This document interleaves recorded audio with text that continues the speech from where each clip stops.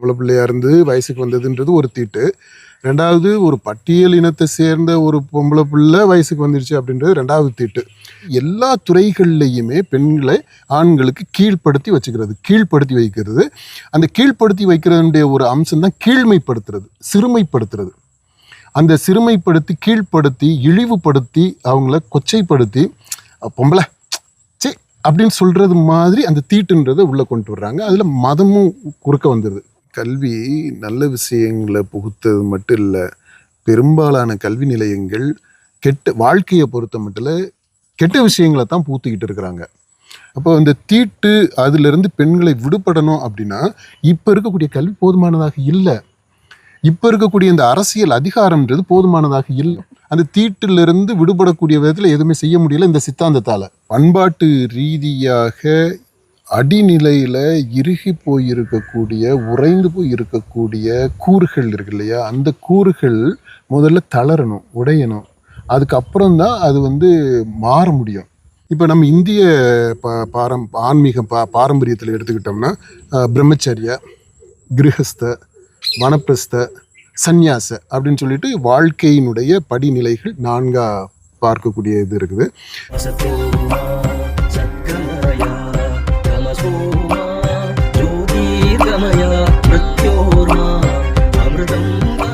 பொள்ளாச்சியிலேருந்து ஒரு 9-10 கிலோமீட்டர் தூரத்தில் இருக்கிற இந்த செங்குட்டை பாளையம் அப்படிங்கிற ஊரில் ஒரு கிராமம் தான். அந்த கிராமத்தில் ஒரு தனியார் பள்ளி, சித்பவானந்தாங்கிற ஒரு பள்ளி, மெட்ரிகுலேஷன் ஸ்கூலு. அங்கே படிக்கிற ஒரு 8ஆம் வகுப்பு மாணவி வயசுக்கு வந்துருச்சு. அவங்க இப்போ முழு பரீட்சை நடந்துட்டு இருக்கிறனால எக்ஸாம் எழுதுறதுக்காக அவங்க பெற்றோர்கள் பள்ளிக்கு அனுப்பியிருக்கிறாங்க. ஆனால் அந்த மாணவி எக்ஸாம் எழுதினது பள்ளியுடைய வாசல்ல இருந்து அந்த பரீட்சையை எழுதியிருக்குது. அந்த வீடியோ ரொம்ப வைரலாகி இந்த தொலைக்காட்சிகளை ஒரு செய்தியாக மட்டும் அது ஒளிபரப்பப்பட்டுச்சு. இந்த விஷயத்தை ஒரு செய்தியாக மட்டும் நம்ம ஈஸியாக கடந்து போயிட முடியாது.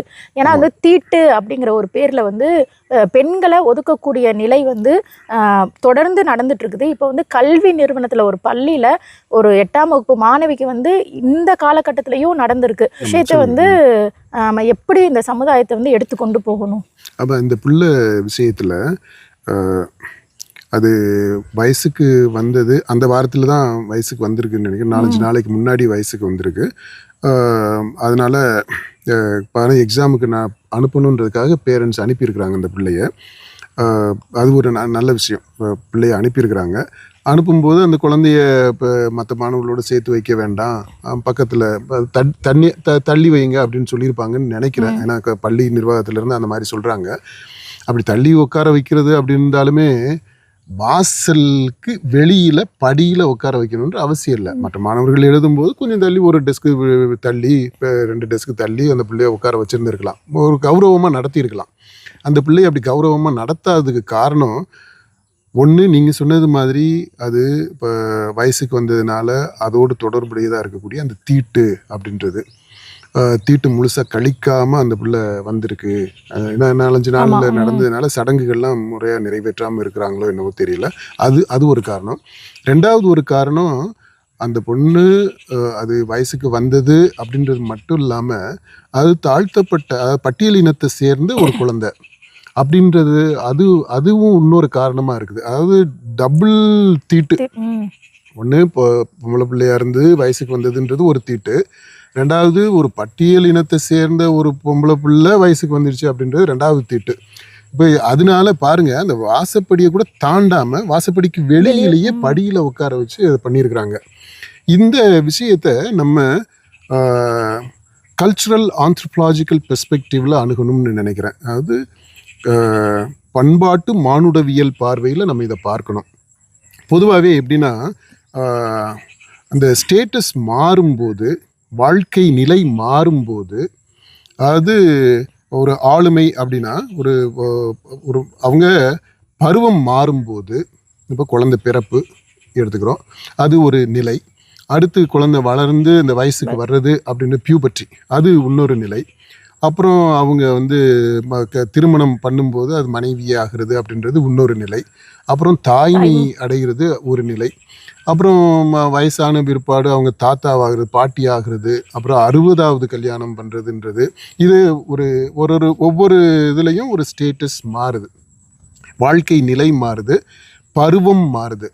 இப்போ நம்ம இந்திய ஆன்மீக பாரம்பரியத்தில் எடுத்துக்கிட்டோம்னா பிரம்மச்சரிய, கிரகஸ்த, வனப்பிரஸ்த, சந்நியாச அப்படின்னு சொல்லிட்டு வாழ்க்கையினுடைய படிநிலைகள் 4 பார்க்கக்கூடிய இது இருக்குது.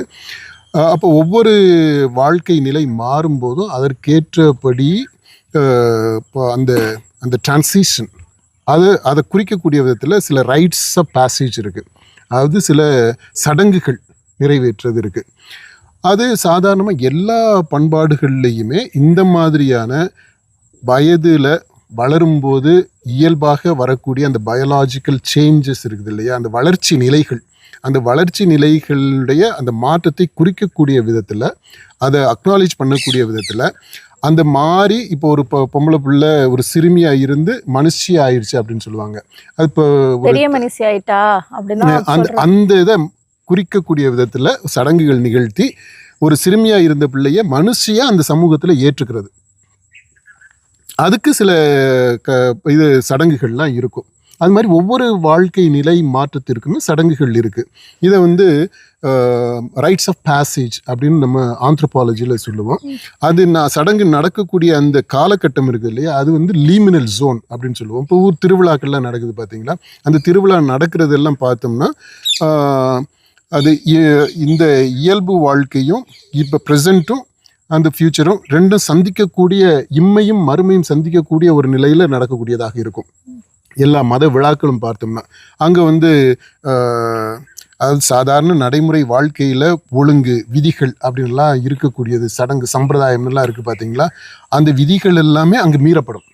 அந்த விழா காலத்துக்கே இருக்கக்கூடிய அந்த அந்த சூழல் இருக்குது பாருங்களேன், அதற்கே அதில் இருக்கக்கூடிய அந்த மொராலிட்டி, அதில் இருக்கக்கூடிய அந்த லாஸு, எத்திக்ஸு, அது எல்லாமே வேறுபட்டது.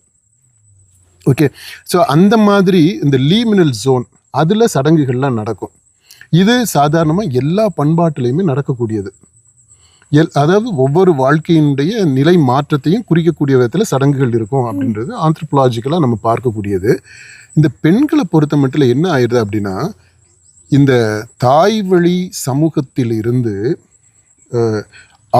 ஆண்களை தந்தை வழி சமூகமாக இந்த சமூகம் மாறுது இல்லையா, காலப்போக்கில் அந்த எவல்யூஷனில் அது மாதிரி மாறிக்கிட்டு வருது. அப்படி மாறி இப்போ வந்து பரவலாக உலகம் முழுக்கவே தந்தை வழி சமூகம் தான் இருக்குது. இந்த தந்தை வழி சமூகத்தில் என்ன அவங்களுக்கு ஒரு அந்த ஆண்களுக்கு ஒரு சேலஞ்சாக இருக்கக்கூடியது அப்படின்னா பெண்கள். இந்த பெண்கள் ஒரு அவங்களுக்கு சவாலாக இருக்கக்கூடாது, ஆண்களால் அதை எதிர்கொள்ள முடியாது. இப்போ அதனால என்ன பண்ணுறாங்க அப்படின்னா, பெண்களை அடக்கி வைக்கணும், சப்ஜுகேட் பண்ணணும், அவங்கள கட்டுக்குள்ளேயே வச்சுக்கிறணும், எதிர்த்து நின்றக்கூடாது, ஈக்குவலாக வந்துடக்கூடாது. அப்போ அவங்கள அடிமைகளாக அடக்கி வைக்கிறது, தங்களுடைய கட்டுக்குள்ளே கொண்டு வந்து வச்சுக்கிறது. அதுக்கு என்ன பண்ணுறாங்கன்னா, எல்லா விதமான தந்திர உபாயங்களையும் எல்லா இன்ஸ்டிடியூஷன்ஸையும் பயன்படுத்துகிறாங்க, எல்லா அமைப்புகளையும் பயன்படுத்துகிறத பார்க்குறோம் நம்ம. அரசியல் அதிகாரம், அது அடுத்தது வந்து கல்வி, அதை எடுத்துக்கிட்டாலும் பொருளாதாரம், இது எல்லா துறைகள்லையுமே பெண்களை ஆண்களுக்கு அடுத்த நிலையில் வைக்கிறது. ஒரே விதமான வேலை செய்தாலும் ஆணுக்கு ஒரு கூலி, பெண்ணுக்கு ஒரு கூலி தான் இருக்கும். பெண்ணுக்கு குறைவாக இருக்கும், வேலை நேரம் அதிகமாக இருக்கும். அந்த மாதிரி தான் நம்ம பார்க்குறோம். அப்படி எல்லா துறைகள்லையுமே பெண்களை ஆண்களுக்கு கீழ்ப்படுத்தி வைக்கிறது. அந்த கீழ்ப்படுத்தி வைக்கிறதுடைய ஒரு அம்சம் தான் கீழ்மைப்படுத்துறது, சிறுமைப்படுத்துறது. அந்த சிறுமைப்படுத்தி, கீழ்ப்படுத்தி, இழிவுபடுத்தி, அவங்கள கொச்சைப்படுத்தி, பொம்பளை சே அப்படின்னு சொல்கிறது மாதிரி அந்த தீட்டுன்றதை உள்ளே கொண்டு வர்றாங்க. அதில் மதமும் குறுக்க வந்துடுது, உடந்தையாக வருது. ஆண்களுக்கு உடந்தையாக இந்த மதமும் வந்துடுது. அப்படி வரும்போது தான் இந்த தீட்டுன்ற கான்செப்ட் வருது. தீட்டுப்பட்டவங்க இங்கே வரக்கூடாது, அதை செய்யக்கூடாது, இதை செய்யக்கூடாது அப்படின்றது. அப்படின்னா அவங்கள ஒரு சாதாரணமாக உடலியல் ரீதியாக நடக்கக்கூடிய ஒரு அம்சம் இது. இதை எதில் கொண்டு போய் முடிச்சு போட்டு வைக்கிறாங்க பார்த்தீங்களா, வாழ்க்கையினுடைய எல்லா அம்சங்களையுமே ஊடறுத்து செல்லக்கூடியதாக இருக்குது. இது சின்ன விஷயம், இயற்கையா ஒரு நடைபெறக்கூடிய ஒரு விஷயம்தான். அந்த பொண்ணு வந்து ஏத்துக்கிட்டு அந்த வலி வேதனைய வந்து அனுபவிக்கப்படுறதில்ல. பெண்கள் யாருமே வந்து இயற்கையா நம்மளுக்கு வந்து அந்த மாதவிடாய்ங்கிறது சுழற்சி நடக்குது. அது வந்து மன ரீதியாகவும் பாதிக்கப்பட உடல் ரீதியாகவும் பெண்கள் வந்து பாதிக்கப்படுறாங்க.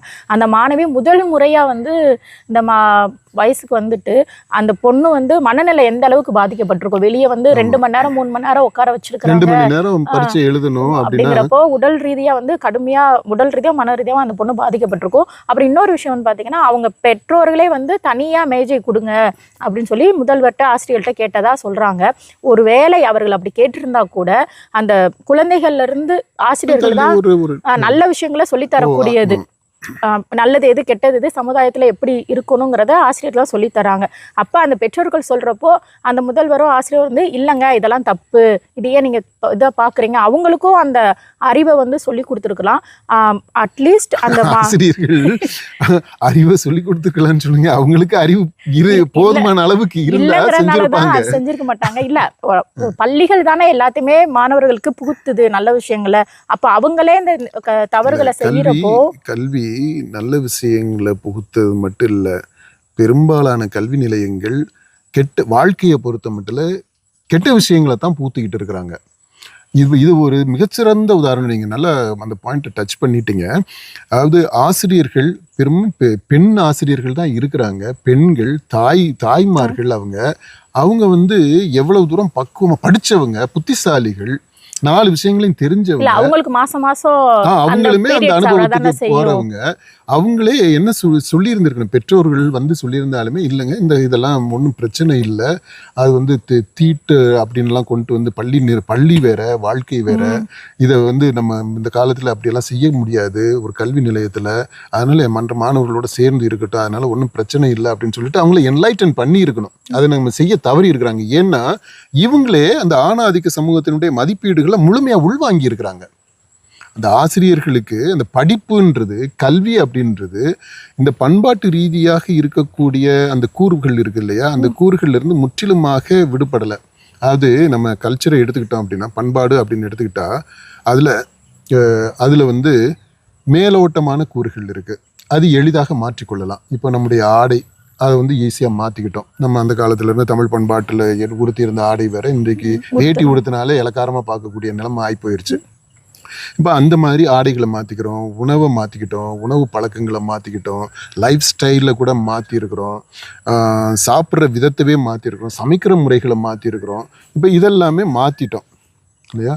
இது பண்பாட்டினுடைய ஒரு கூறுகள் தான், அதை மாற்றிருக்கிறோம். மொழியிலையுமே கூட மாற்றங்களை கொண்டு வந்துட்டோம். இப்போ பேசுறதுல நம்ம பேசும்போது பாருங்க, அவ்வளவு ஆங்கில கலப்பு இருக்கு, சமஸ்கிருத கலப்பு இருக்கு, மற்ற மொழிகள் கலப்புகள் எல்லாமே சேர்ந்து இருக்கு. இது மாதிரி இல்லை பேச்சு இதையுமே நம்ம மாற்றி இருக்கிறோம். இப்படி மேலோட்டமான சில கூறுகளை மாற்றிக்கொள்ள முடியுது. சில கூறுகளை மாற்றும் போது நல்ல விஷயமா இருக்கும், ஒரு இம்ப்ரூவ்மெண்ட், டெவலப்மெண்ட் அப்படின்ற அந்த அம்சத்தில் இருக்கும். சில சமயங்களில் ரெட்ராக்ரெசிவாக இருக்கும். அந்த மாற்றம்ன்றது பின்தங்கி பின்னோக்கி இழுக்கக்கூடியதாகவும் இருக்கும். சில கூறுகள் அப்படி இருக்கு. சில கூறுகள் வந்து மாறாம அடி மட்டத்தில், பண்பாட்டினுடைய அடி வேர்ல, நீர் ஓட்டத்தில் இறுகி போயிருக்கு. அப்படிப்பட்ட கூறுகளை எந்த விதமான இந்த கல்வி எந்த விதமான தாக்கத்தையும் ஏற்படுத்தலை, அதில் எந்த சிதைவையும் ஏற்படுத்தலை, நிகழ்வுத்தன்மையும் கொண்டு வரல. அது முதல்ல இறுக்கி போயிருக்கிறது அதாவது தளர்ந்த பிற்பாடு தான் அதுக்கு அப்புறம் மாற்றங்களை கொண்டு வரவே முடியும். இப்போ அப்படிப்பட்ட ஒரு கூறு தான் இந்த பெண் அடிமைத்தனத்தோடு தொடர்புடையது. பெண்களை இரண்டாந்தர குடிமக்களாக பார்ப்பது, அவங்க ஆணுக்கு கீழானவர்களாக கருதுவது, அது ரொம்ப முக்கியம். அதில் தான் இந்த தீட்டுன்ற கான்செப்ட் எல்லாமே வருது. அப்போ இந்த தீட்டு அதிலிருந்து பெண்களை விடுபடணும் அப்படின்னா இப்போ இருக்கக்கூடிய கல்வி போதுமானதாக இல்லை, இப்போ இருக்கக்கூடிய இந்த அரசியல் அதிகாரம்ன்றது போதுமானதாக இல்லை. ஏன்னா அந்த அரசியலை பற்றி நம்ம பேசும்போது பார்க்குறோம், தமிழக சூழலில் இந்தியாவிலேயே இதுதான் சமூக மாற்றத்தை ஸ்பியர்ஹெட் பண்ணுச்சு, முன்னெடுத்து சென்றது அப்படின்னு நம்ம பெருமையா சொல்லிக்கிட்டு இருக்கிறோம். அது திராவிட பாரம்பரியம் அப்படின்லாம் சொல்றோம். அப்படி அந்த திராவிட பாரம்பரியம் எங்க வந்து நிறுத்தி இருக்கு பாருங்க. ஒரு பொன்முடியில வந்து நிக்குது. இந்த செங்குட்டம்பாளையத்தில் வந்து அந்த பள்ளி சிறுமி வாசப்படியில் உட்காந்து பரீட்சை எழுதுறதுல வந்து நிற்குது. இப்போ அதான் அந்த அரசியல் அதிகாரத்தை கைப்பற்றுவது அப்படின்றது போதாது. அந்த அரசியல் அதிகாரம் ஆண்களுடைய கையில் இருக்கும்போது ஆண்கள் பெண்களாக வைத்திருப்பதற்கு மட்டுமே பயன்படுத்தக்கூடியதாக இருந்திருக்கு. இப்போ இந்த பொன்முடி விஷயத்தவே எடுத்துக்கிட்டோம்னாலும் ஆண் பெண் உறவை எந்த தளத்தில் கொண்டு போய் வச்சு பார்க்குறாங்க அப்படின்னா, அந்த திராவிட பாரம்பரியம் எங்கே கொண்டு போய் வச்சிருக்குதுன்னா விலை மாது கூட கொள்ளக்கூடிய உறவுல கொண்டு வந்து நிறுத்தியிருக்கிறாங்க. ஏன்டா இது உதாரணமாக நீங்கள் சொல்கிறீங்க அப்படின்னாலுமே, ஒரு ஜோக்கா சொல்கிறதுனாலுமே விலை மாத கொண்டு வர வேண்டிய அவசியம் என்ன? நல்ல ஒரு ஆண் பெண் அவங்களுக்கு இருக்கக்கூடிய உறவு, கணவன் மனைவிக்கு இருக்கக்கூடிய உறவு, காதலர்களுக்கு இடையில் இருக்கக்கூடிய உறவு, அந்த உறவை ஏன் இப்படி கொச்சைப்படுத்துறது மாதிரி, கீழ்மைப்படுத்துறது மாதிரி விலை மாதம் இங்கே கொண்டு வரணும்? அங்கேயே இந்த திராவிட பாரம்பரியம் எப்படிப்பட்ட சிந்தனையை உடையதாக இருக்குதுன்னு நம்ம பார்க்கலாம். அதாவது கொள்கை அளவுல, சித்தாந்த அளவுல உன்னதமான ஒரு இலக்கை சொல்றோம். ஆனா அந்த சித்தாந்தத்தை செயல்படுத்துற விதம் இருக்குது பாத்தீங்களா, அதுல நிறைய முரண்பாடுகள் இருக்கு. உதாரணமா இந்த இதுலயே அந்த பொன்முடியே அவர் பேச்சிலேயே சொல்றாரு, இந்த மாதிரியாக நம்ம அந்த பட்டிமன்றங்கள்லாம் வச்சு பேசி அடல்ட் கான்டென்ட் பேசி தான் இந்த சித்தாந்தத்தை கொண்டு போய் சேர்த்தோம் அப்படின்றாரு. எப்படி ஒரு நல்ல சித்தாந்தத்தை இது மாதிரி கேவலமான ஒரு வழிமுறையை பின்பற்றி மக்கள்கிட்ட கொண்டு போய் சேர்க்க முடியும்? அப்படி சேர்த்த விஷயம் எங்க போய் நிக்குது அப்படின்னா, அந்த பாருங்க அந்த பள்ளிக்கூடத்துல வந்து நிக்குது. இதைத்தான் செய்ய முடியும். அந்த தீட்டிலிருந்து விடுபடக்கூடிய விதத்துல எதுவுமே செய்ய முடியல இந்த சித்தாந்தத்தால. அப்ப என்னன்னா, இந்த அரசியல்ல பேசக்கூடிய சித்தாந்தம், அரசியல்ல பெறக்கூடிய அதிகாரம், ஆட்சியிலிருந்து பெறக்கூடிய அந்த அதிகாரம், பொருளாதார ரீதியாக முன்னேற்றம், அதுல நல்ல வசதியா இருக்கிறோம், பண்ண சொத்து சம்பாரிச்சுக்கிட்டோம் அப்படின்றது, இந்த வசதியாக இருப்பது அப்படின்றது, நல்லா படிச்சிருக்கிறோம் அப்படின்றது, இது எதுவுமே இப்ப சொல்றோம் பாத்தீங்களா, இந்த பண்பாட்டு ரீதியாக உள்ளுரைந்திருக்கக்கூடிய சில கூறுகள், இறுகி போய் இருக்கக்கூடிய கூறுகள், அடிமைப்படுத்தக்கூடிய கூறுகள், விடுதலைக்கு எதிராக இருக்கக்கூடிய அந்த கூறுகள் இருக்கு இல்லையா? மனித ஆண் பெண் சமத்துவத்திற்கு, மனிதர்கள் ஒரு இனம் மற்றொரு இந்த ஜாதி ரீதியாக அந்த பிளவுகள், அந்த சமத்துவத்திற்கு எதிராக இருக்க கூறுகள் எல்லாம் இது எதுவுமே பெரிய அளவுல தாக்கத்தை ஏற்படுத்தல. அப்போ தாக்கத்தை ஏற்படுத்தணும் அப்படின்னா என்ன செய்யணும் அப்படின்னா, இந்த பொன்முடின்றது நிச்சயமா ஒரு சிறந்த உதாரணம் தான் நமக்கு. அதாவது அரசியல் சித்தாந்தம் அப்படின்றது, அது இந்த சித்தாந்தத்தை கொண்டு செல்லக்கூடிய வழி நேரிய வழியாக இல்லாவிட்டால் அது சமூக மாற்றத்தை கொண்டு வரக்கூடிய ஒரு சக்தியாக இருக்காது அப்படின்றது, அந்த அரசியல் அதிகாரம் அதுக்கு பயன்படாதுன்றது. ரெண்டாவது, இந்த பெண்களை நம்ம அந்த சமூகம் பார்க்கக்கூடிய அந்த விதம் இருக்குது இல்லையா, அந்த ஆண் மைய சிந்தனை, அந்த சிந்தனை இந்த தீட்டு அப்படின்னு சொல்லி பெண்களை ஒதுக்கி வைப்பது இந்த இது இருக்கு இல்லையா, இந்த இதுவும் இந்த ஜாதி ரீதியாக ஒடுக்குவது, தீண்டாமை, அதுவும் எல்லாமே பிணைஞ்சதாக இருக்குது. அப்போ இந்த மாதிரியான பின்னி பிணைந்து கலவையாக இருக்கக்கூடிய complex and very complicated, very deep rooted இந்த மாதிரியான இஷ்யூஸ் இருக்குது இல்லையா, இதிலிருந்து வெளியில் வரணும் அப்படின்னா அதற்கு இந்த இப்போ இருக்கக்கூடிய இந்த அரசியல் அமைப்புன்றது போதாது, இந்த அதிகாரத்தை கைப்பற்றுவது அப்படின்றது போதாது. அப்படி இந்த அரசியல் கட்சிகள் இன்றைக்கு வெறுமனே அரசியல் அதிகாரத்தை கைப்பற்றுறது அப்படின்றது அளவில் மட்டும் இல்லாமல், இந்த அதிகாரத்தை பயன்படுத்தி இந்த பண்பாட்டு ரீதியாக இந்த கல்ச்சுரல் ஆந்த்ரோபாலஜிக்கல் ஆஸ்பெக்ட் சொன்ன பார்த்தீங்களா, அதில் மாற்றத்தை கொண்டு வருவதற்கு ஏதுவான ஒரு களத்தை உருவாக்குவதற்கு, மக்களை தயார் பண்ணுறதுக்கு, மாற்றத்திற்கு தயார் பண்ணுறது, அதற்கு இந்த அதிகாரத்தை பயன்படுத்தக்கூடிய ஒரு இயக்கங்களாகவும் மாறணும் அப்படின்றது ரொம்ப முக்கியம். இந்த விஷயம் வந்து மக்களோட உணர்வு சார்ந்த விஷயமா தானே இருக்குது. அதை அரசு கையில் எடுத்து பண்பாட்டு ரீதியாக மாற்றத்தை ஏற்படுத்த முடியுமா? ஏன்னா இப்போ உதாரணத்துக்கு சொல்ல போனால் தாய்மைங்கிறது ஒரு வரம் அப்படின்னு சொல்கிறாங்க. ஒரு குழந்தையை பெற்றெடுக்கிறது அவ்வளோ ஈஸியான காரியம் கிடையாது. உயிரை கொடுத்து ஒரு உயிரை பெற்றெடுக்கிறாங்க. ஆனால் தீட்டுப்பட்ட வீடு, 30 நாளைக்கு அங்கே போகக்கூடாது, தண்ணி வாங்கி குடிக்கக்கூடாது அப்படிங்கிற மாதிரி அந்த குழந்தை பெற்ற வீடையும் வந்து ஒரு இழிவாக பார்க்கக்கூடிய நிலைமை தானே இன்னைக்கு இருக்குது. அந்த உணர்வு ரீதியாக சூழ்நிலையில் அந்த சமுதாயம் இருக்கிறப்போ அரசு என்ன விதமான மாற்றத்தை கொண்டு வர முடியும்? அதாவது பண்பாட்டு ரீதியாக அதைத்தான் நான் திரும்ப திரும்ப சொல்கிறேன். பண்பாட்டு ரீதியாக அடிநிலையில் இறுகி போயிருக்கக்கூடிய உறைந்து போய் இருக்கக்கூடிய கூறுகள் இருக்கு இல்லையா, அந்த கூறுகள் முதல்ல தளரணும், உடையணும். அதுக்கப்புறம் தான் அது வந்து மாற முடியும். அப்படிப்பட்ட கூறுகள் தான் நீங்கள் இப்போ நம்ம சொல்கிறதெல்லாம் பெண்களை பொறுத்த மட்டும் இந்த தீட்டுன்ற கான்செப்ட், ஜாதியை பொறுத்த மட்டும் இந்த தீண்டாமை அப்படின்ற அந்த கோட்பாடு இருக்கு இல்லையா, இது வெறுமனே வெறும் ஐடியாலஜிக்கலாக மட்டும் இல்லை, நடைமுறையில் இருக்கக்கூடியது. அது வந்து ரொம்ப கான்க்ரீட்டா அது இல்லாம இல்லை. அது தீட்டுன்னு இல்லாம பெண்ணை நீங்க கற்பனையே பண்ண முடியாது. பெண்மை அப்படின்னு சொன்னாலே தீட்டோட சம்மந்தப்பட்டது தான்.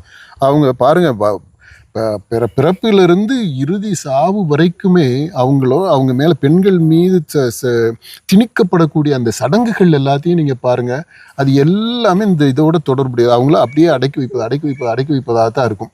இதுல என்ன அன்பார்ச்சுனேட்டா என்ன ஆயிருக்குது அப்படின்னா, கால ஓட்டத்துல பெண்கள் இது எல்லாத்தையுமே தன்வயப்படுத்தி தங்களுடைய மதிப்பீடுகளா மாற்றி இருக்கு. இப்போ அதுல கொஞ்சம் கொஞ்சம் இந்த வெஸ்டர்ன் கல்ச்சர்ஸ் இதுலாம் கொஞ்சம் தளர்வுகள் வருது. நம்ம பண்பாட்டுலையும் தளர்வுகள் வருது, கொஞ்சம் கொஞ்சமாக வந்துக்கிட்டு இருக்கு. இது தனிப்பட்ட அளவில் நான் மாறணும் அப்படின்னு நினச்சாலும், அறிவுபூர்வமாக எனக்கு வந்து சில விஷயங்கள் தெரிஞ்சாலும் என்ன ஆயிடுதுன்னா, நம்ம இந்திய சமூகத்தை பொறுத்த மட்டும் இல்லை, ஒரு இனமாக ஜாதியாக கூட்டாக வாழக்கூடிய ஒரு பண்பு இருக்குது இன்றைக்கு வரைக்குமே. இப்போ எனக்கு இது தப்பாக தெரியுது, அல்லது இது இன்றைக்கு பொருத்தமற்றதாக இருக்குது ஒரு பழக்கம், அதை நான் மாற்றணும் அப்படின்னு நினைக்கிறேன்னா, இதை மாற்றிட்டா பொண்ணு கொடுக்க யார் வருவா, பொண்ணு எடுக்க யார் வருவா அப்படின்ற அந்த பிரச்சனையெல்லாம் வந்துடுது. அது அப்போது இந்த கூட்டு வாழ்க்கையோட ஜாதியோட தொடர்புடையதாக பின்னி பிணைஞ்சதாக இருக்குது. இப்போ அதனால என்ன பண்ணணும் அப்படின்னா, அந்த ஒட்டுமொத்தமாக மாற்றத்திற்கு ஏதுவான ஒரு களத்தை உருவாக்கணும். அப்போது மாறணும்னு நினைக்கிறவங்க, இது மாறினா நான் பாதிக்கப்பட மாட்டேன் அப்படின்ற ஒரு பாதுகாப்பு உணர்வு அவங்களுக்கு வரணும். அப்படி வர்றதுக்கு இந்த அரசியல் அதிகாரம் கண்டிப்பா பயன்படும். அரசியல் அதிகாரத்தை சட்டங்கள் இயற்றுவதன் மூலமாக ஒரு சூழலை உருவாக்க முடியும். கல்வி, நீங்க சொன்னீங்க, கல்வி இன்றைக்கு வரைக்குமே பாருங்க, அந்த அடிமட்டத்தில் இருக்கக்கூடிய பண்பாட்டு கூறுகளை டச் பண்ணவே இல்லை. அதை வந்து ரீஇன்ஃபோர்ஸ் பண்ணத்தான் செய்யுது. அதை உறுதிப்படுத்தக்கூடிய விதத்துல, அதை நியாயப்படுத்தக்கூடிய விதத்துல தான் பழக்கங்கள் எல்லாமே இருக்கு. இந்த பள்ளி மிகச்சிறந்த உதாரணம். ஏன்னா அவங்க இருக்கக்கூடிய அந்த பெண் ஆசிரியர்களே அந்த மதிப்பீடுகளை உள்வாங்கி அதனுடைய பெர்சானிஃபிகேஷனாக தான் இருக்கிறாங்க. ஓகே, அப்போ அந்த கல்வி தளத்திலையும் மாற்றங்களை கொண்டு வர்றது, புதிய கல்வியை கொண்டு வர்றது, மாற்று சிந்தனைகளை கொண்டு வர்றது, அது இருக்கு. பொருளாதார ரீதியாகவும் பெண்கள் வந்து கொஞ்சம் சுயமாக நிற்கிற போது அப்போ இதை கொஞ்சம் சேலஞ்ச் பண்ண முடியும். நம்ம நான் சொன்னது மாதிரி அரசியல் அதிகாரம், பொருளாதார இண்டிபெண்டன்ஸ், சுயமாக நிற்பது பெண்ணுக்கு, அடுத்து கல்வி, இது எல்லாமே ரொம்ப முக்கியம். இது முக்கியமாக இது மூணும் ரொம்ப ஆயுதங்கள். இப்போ இதெல்லாமே பரவலாக்கும் போது பெண்களுக்கு இன்னும் கொஞ்சம் வலுவாக கிடைக்கும் போது, எம்பவர் பண்ணப்படும் போது, அடுத்தடுத்த தலைமுறைகள் வரும்போது இது கண்டிப்பாக சூழல் மாறும்.